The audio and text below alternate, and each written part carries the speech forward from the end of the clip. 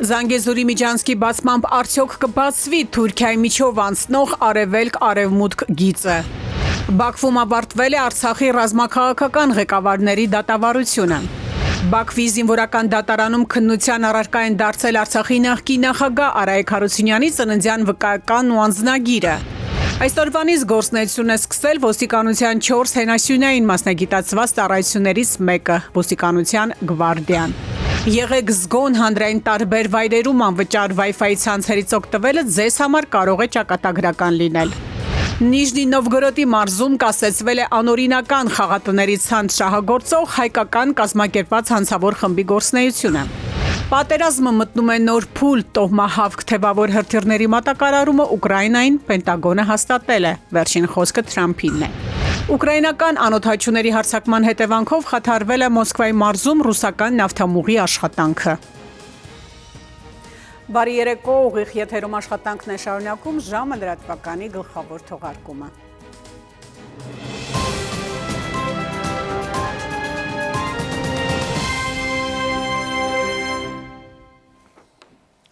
Զանգեզուրի միջանցքի բացմամբ արդյոք կբացվի Թուրքիայի միջով անցնող արևելք-արևմուտք գիծը։ Ադրբեջանում Թուրքիայի դեսպանը հայտարարել է, թե մեկ ազգ երկու պետություն սկզբունքը վաղուց դուրս է եկել պարզ կարգախոսի շրջանակներից եւ վերածվել աշխարհաքաղաքական միասնության։ Ըստ նրա տարածաշրջանը կդառնա ամենանշանակալիներից մեկը փոփոխող աշխարհակարգում, քանի որ հենց այստեղ է անցնում միջին միջանցքը։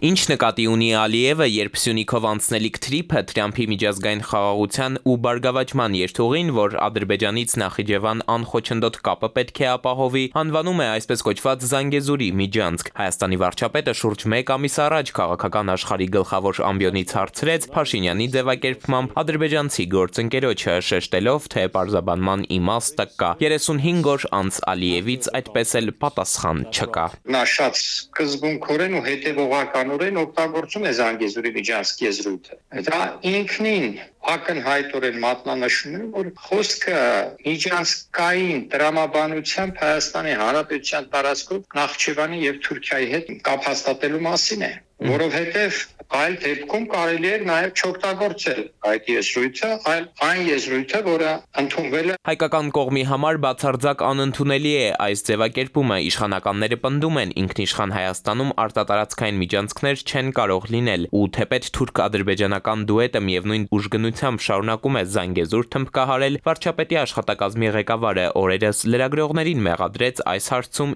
իր բառերով ավելորդ լարվածություն ստեղծելու մեջ։ Դուք ընդհանրապես չհոգնեցիք այդ թեմաներից Զանգեզուրի միջանցքի։ Կան ստորագրված փաստաթղթեր։ Այդ փաստաթղթերում շատ հստակ եզրույթներ, տեղանուններ, անվանումներ։ Ստորագրված եւ ոչ մի փաստաթղթում, ոչ երկկողմ, ոչ էլ եռակողմ, ոչ վերջնական, ոչ էլ նախաստորագրյալ Զանգեզուրի միջանցքի եզրույթ, տեղանուն, անվանում չկա, ինչպես ձևակերպում էր Հարությունյանը։ Ազգային ժողովի նախագահն էլ ադրբեջանցի պաշտոնակցի հետ վերջին հանդիպման ընթացքում նույն հարցն ուղղել է Սահիբա Գաֆարովային, հետաքրքրվել։ Ի պատասխան Ադրբեջանի Միլի Մեջլիսի խոսնակն էլ հայտնել է, թե մեջբերում միջանցք բառի մեջ որևէ վատ բան չկա։ Իրանք կուզենան, որ Ադրբեջանի միջով միջանցք անցնի տնտեսական, այո, իսկ ինչ վերաբերում է Զանգեզուրի, դե ասում եմ, այդ տարածքը տենց է կոչվել, դրա համար այդ տարածքի անունով ենք ասում։ Շատ Հայաստանի համար շատ վտանգավոր տերմին է, որի տակ կա ռազմավարական ծրագիր։ Այդ ռազմավարական ծրագիրը այն է, որ Հայաստանը պետք է շրջափակել բոլոր կողմերից եւ խեղդել։ Հիմա Հայաստանի ճանապարհների վրա վերահսկողություն հաստատելով Ադրբեջանը հենց դա է փորձում անել։ Ադրբեջանում Թուրքիայի դեսպանն է Բիրոլ Աքգյունը, այն մեկը, ով ամիսներ առաջ ասում էր, թե հայ-ադրբեջանական հարաբերությունների հնարավորինս շուտ կարգավորումն են ուզում տեսնել, ինչը պաշտոնական Անկարայի նախապայմաններից է Հայաստան-Թուրքիա սահմանի բացման համար։ Խիստ խաղաղասերը հիմա էլ պնդում է, թուրք-ադրբեջանական մեկ ազգ երկու պետություն սկզբունքը վաղուց դուրս է եկել պարզ կարգախոսի սահմաններից եւ վերածվել աշխարհաքաղաքական միասնության։ Ահա թե ինչ երազանքներ ունի Սյունիքի թրիփից իր համար այսպես կոչված Զանգեզուրի միջանցքից։ Տարածաշրջանը, որտեղ մենք գտնվում ենք, կդառնա ամենանշանակալիներից մեկը փոփոխվող աշխարհակարգում, քանի որ այնտեղով է անցնում միջին միջանցքը։ Զանգեզուրի միջանցքը կբացի Թուրքիայով անցնող արևելք-արևմուտք երթուղին։ Հաջորդ 10 տարիների ընթացքում մենք կտեսնենք այս գործընթացների առաջընթացը։ Միջին միջանցքն ի դեպ այն ճանապարհն է, որը շրջանցելով Ռուսաստանը, Չինաստանն ու Կենտրոնական Ասիայի մի շարք երկրներ կապում է Եվրոպայի հետ, եւ մասնագետներն ասում են, դժվար Չինաստանին հետաքրքրի Թրամփի անվան այս ճանապարհը, ինչ է ասում թուրք դիվանագետը, որտեղ է մոլորեցնում։ Էդուարդ Պողոսյան, ժամը լրատվական։ Զանգեզուրի միջանցք այդպիսի մակագրությամբ է Ադրբեջանի նախագահ Իլհամ Ալիևի օգնական Հիքիմետ Հաջիևը գրառում արել X-ում և հրապարակել լուսանկար։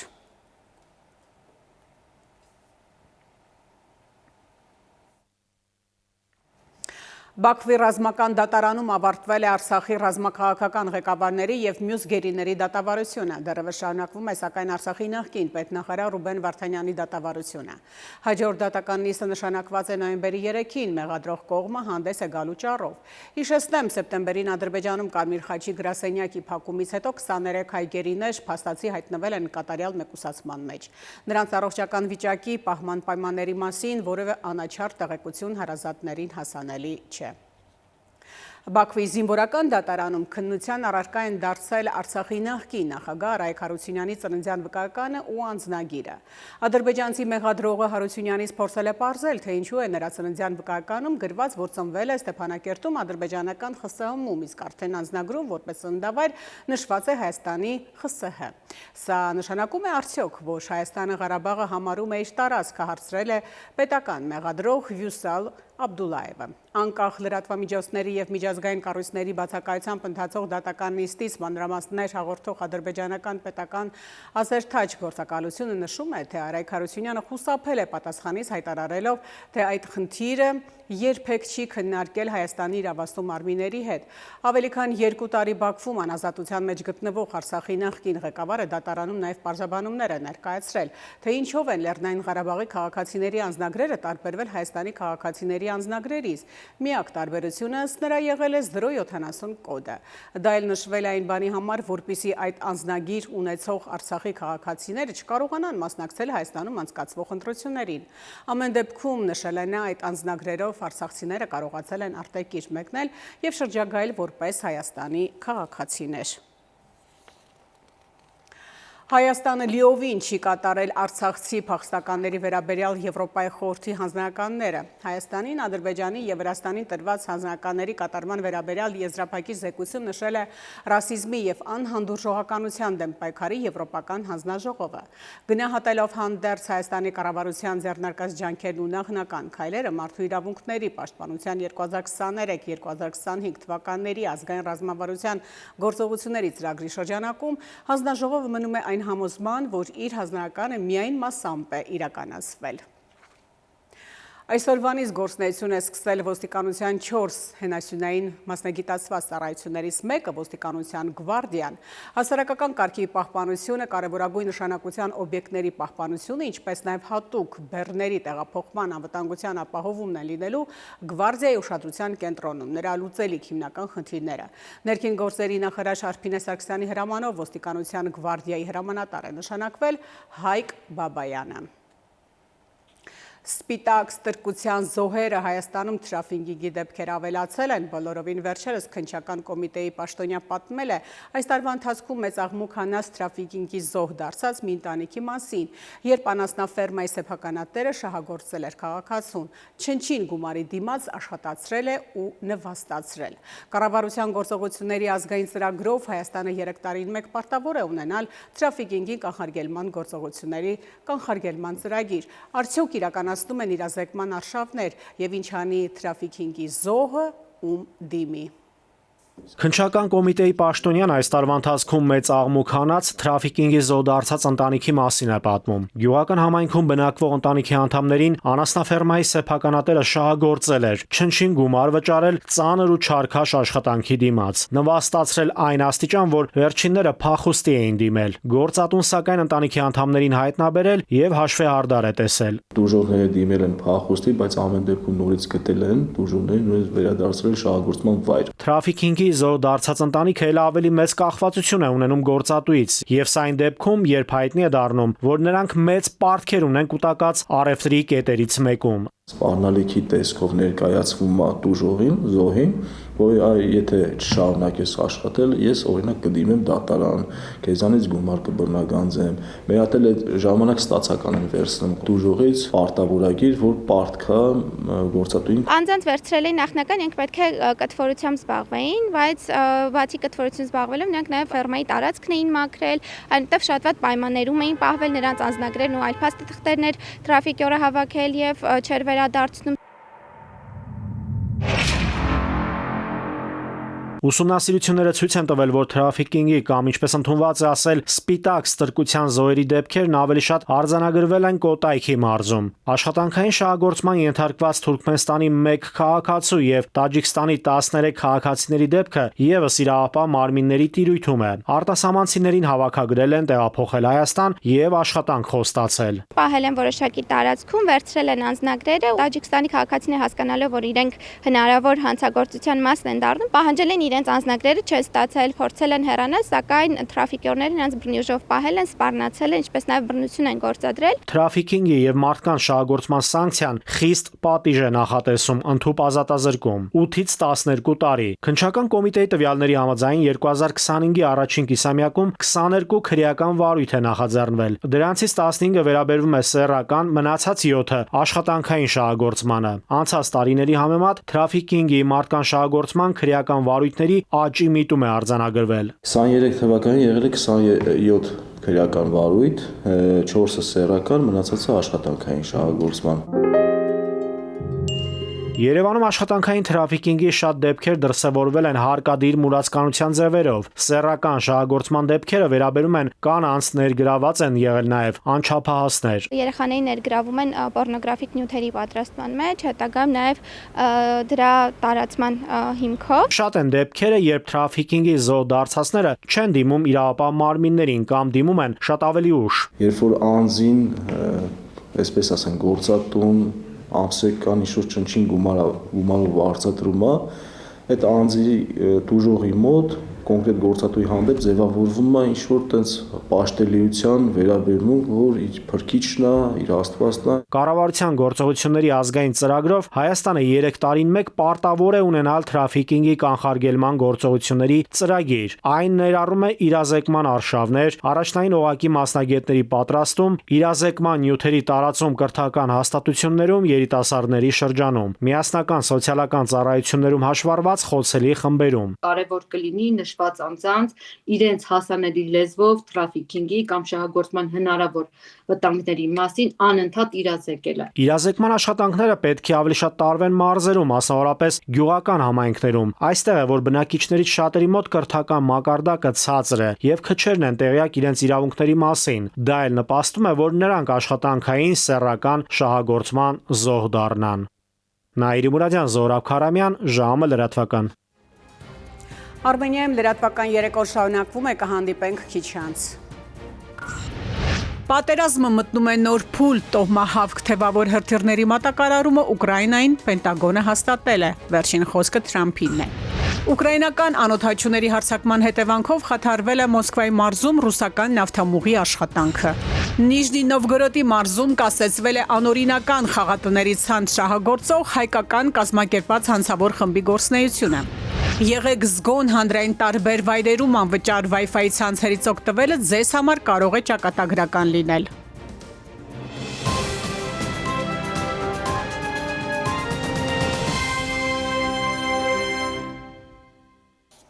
Շարունակում ենք թողարկումը։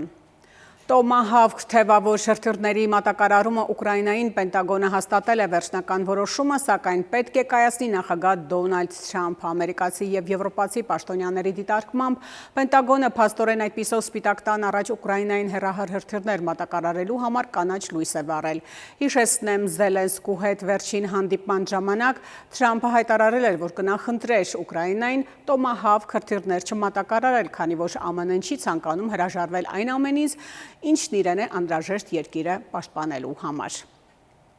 Ուկրաինական անօդաչուների հարձակման հետևանքով խաթարվել է Մոսկվայի մարզում ռուսական նավթամուղի աշխատանքը, ուրբաթ օրը իրականացված հարձակման ընթացքում ոչնչացվել են ռուսական բանակի համարժ բենզինի, դիզել վառելիքի եւ ավիացիոն վառելիքի տեղափոխման խողովակաշարերը։ Նիժնի Նովգորոդի մարզում կասեցվել է անօրինական խաղատների ցանց շահագործող հայկական կազմակերպված հանցավոր խմբի գործունեությունը, հաղորդում են ռուսական լրատվամիջոցները։ Դատարանը հանցավոր խմբի անդամներին դատապարտել է 2-ից 3 տարվա ազատազրկման, բռնագրավել է ավելի քան 90 միլիոն ռուբլի արժողությամբ գույք։ Անվճարը միայն թակարդում է լինում, հանրային Wi-Fi ցանցերում փոխանցվող տեղեկությունը հաճախ անպաշտպան է եւ կիբերհանցագործներն առանց ձեր գիտության կարող են որսալ ձեր տվյալները, օրինակ մուտքագրած գաղտնաբառերը, բանկային տվյալները եւ այլն։ Այս մասին հայտարարություն էր տարածել ներքին գործերի նախարարության կիբերոստիկանությունը։ Անվճար Wi-Fi ցանցերը, ինչպես վկայում են վերջին շրջանում արձանագրված փաստերը, կարող են հաճախ նաև անասելի թանկ արժենալ դրանցից օգտվող օգտատերերի համար։ Առերևույթ պարադոքսալ թվացող այս պնդումը, սակայն ունի իր բացատրությունը, պարզվում է, որ հանրային վայրերում մատչելի թվացող ինտերնետը կարող է նաև արջի ծառայություն մատուցել կիբերհանցագործներին, հաճախ դառնալով նաև նրանց հիմնական գործիքը՝ անձնական տվյալներ ու բանկային տեղեկատվություն որսալու համար։ Ներքին գործերի նախարարությունից հայտնում են, որ հանրային Wi-Fi ցանցերում փոխանցվող տեղեկատվությունը հաճախ անպաշտպան է։ Կիբերհանցագործները կարող են առանց օգտվողի գիտության հասանելիություն ունենալ գաղտնաբառերին, բանկային տվյալներին եւ անձնական տեղեկատվությանը։ Բաց ցանցի միանալու ընթացքում ձեր տվյալները կարող են հեշտությամբ դառնալ դրան սպասարկող կիբերհանցագործների սեփականությունը։ Այդ իսկ պատճառով խորհուրդ է տրվում խուսափել բանկային հավելվածներից եւ առցանց գնումներից, եթե վստահ չեք կապի անվտանգության վրա։ Խուսափեք բանկային հավելված մուտք գործելուց, զերծ մնացեք առցանց գնումներ կատարելուց, օգտվեր VPN ծառայություններից, անջատեք ֆայլերի փոխանակման, AirDrop, File Sharing, Bluetooth եւ այլ ծառայությունները, պարբերաբար ստուգեք սարքում պահպանված Wi-Fi ցանցերի ցանկը եւ հեռացրեք նախկինում օգտագործված բաց ցանցերը, հիշեք անջատված պահել սարքի Wi-Fi-ը, երբ այլևս չեք օգտագործում, հանրային Wi-Fi-ը հարմար է, բայց ոչ ապահով։ Եթե դուք օգտվում եք ցանկացած Wi-Fi ցանցից, լինի դա վճարովի թե անվճար, պիտի գիտենաք, որ սարքը տեղադրողը մեծ հաշվով հանդես է գալիս որպես միջնորդ ձեր ու ինտերնետի միջև։ Եվ նույնիսկ եթե տան ունեք վճարովի Wi-Fi ծառայություն, ապա պետք է նաև իմանաք, որ սարքը տեղադրող օպերատորը նույնպես մեծ հաշվով կարողանում է տեսնել, թե դուք ինչ կայքեր եք այցելում, ասում է փորձագետն ու հավելում, ինչու մի բանի համար, եթե պետք է գումար վճարել, հանկարծ դարձավ անվճար։ Ուրեմն այստեղ էլ ձերի պանիրը միայն թակարդում է սկզբունքն է գործում։ Պետք է որ փոխարենը նրանք որևէ բան ստանան։ Միշտ եղել են նաև չարագործներ, ովքեր ստեղծել են այսպես կոչված կեղծ Wi-Fi-ներ, կամ անվճար Wi-Fi-ներ, որոնց մարդիկ ուրախ միացել են այն նպատակով, որպեսզի որպես միջնորդ փորձեն ինչ-որ օգուտ ստանալ։ Օրինակ հանդես գալ որպես արանքում գտնելով ձեր եւ ինտերնետի, ձևացնել, որ օրինակ իրենց ձեր բանկային հավելվածներ ստանալ ձեր բանկային տվյալները։ Որ դուք փորձում եք գտնել ձեր բանկին, բայց իրականում բարձր որ գտնել եք միջնորդի ստեղծած կեղծ կայքին եւ այդտեղ այսպեսով դրանց փոխանցել եք ձեր բանկային գաղտնաբառը։ Կիբերհանցագործները կարող են հեշտությամբ ստանալ մեյլի գաղտնաբառը, ասում է Պապյանն ու պարզաբանում։ Միշտ ինչ-որ պահի հնարավոր է ձեր գաղտնաբառը մուտքագրեք կեղծ Wi-Fi ստեղծողի մոտ։ Նա էլ գաղտնաբառը գողանալուց հետո միայն ձեզ թույլ կտա իսկական մեյլին հասանելիություն ունենալ։ Այդ ընթացքում իհարկե ստանալով ձեր իրական գաղտնաբառն ու մուտքային տվյալները։ Կիբերհանցագործների կողմից այս օպերացիան կոչվում է մեքենան մեջտեղում, ասում է անվտանգության փորձագետն ու դրանից պաշտպանվելու տարբերակներ առաջարկում։ Առաջինը պետք է ուշադիր լինել, ճշտել այն կայքը, որին միանում եք, արդյոք գաղտնազերծված է։ Հաջորդը, որը կարող է պաշտպանել, այսպես կոչված VPN-ն է, վիրտուալ գաղտնի ցանցը։